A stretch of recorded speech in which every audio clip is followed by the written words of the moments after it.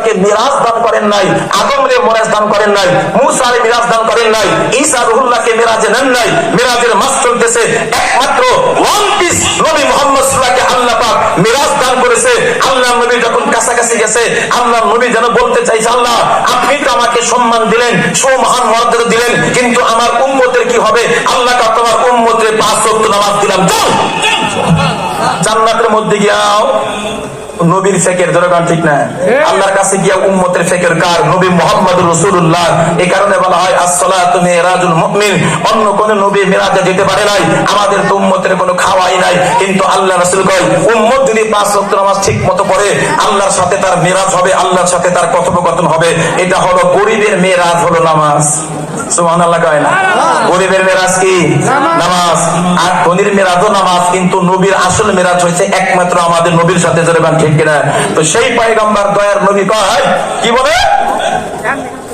হ্যাঁ আলহামদুলিল্লাহ, কি বলে?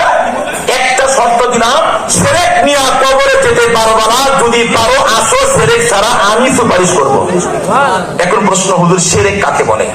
এটা কি খায় না পেন দে না ফিরিয়ে রাখে না সুটকি করে ফিরিয়ে করে না? এটা শিরকের একটা শিরোনাম বলে যাই, খালি শোনেন, কবর পূজা, পীর পূজা, মাজার পূজা, কবরে সেজদা করা, পীরের পায়ে চুমা দেওয়া, সেজদা করা, আল্লাহ ছাড়া অন্যের সামনে মাথা নত করা, শিরক শিরক শিরক। ঠিক আসছে না? জোরে হবে। কবর পূজা, পীর পূজা, মাজার পূজা, কবরে সেজদা করা, পীরের পায়ে চুমা দেওয়া, সেজদা করা, আল্লাহ ছাড়া অন্যের সামনে মাথা নত করা, এই গুনাহ করা যাবে না। এই গুনাহ যদি না করে কবরে যাই, অন্য গুনাহ যতই থাক নবী কয় সুপারিশ করে জান্নাতে নিব। এতক্ষণ হাদিসের কথা বললাম, পয়েন্টটা মনে রাখবেন, নইলে কিন্তু কিচ্ছু বুঝবেন না। আমরা জান্নাত চাই, সুপারিশ দরকার কার?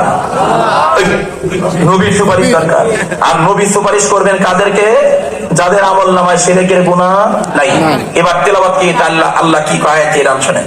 আল্লাহ বলেন فمن كان يرجو لقاء ربه فليعمل عملا صالحا ولا يشرك بعبادة ربه أحدا।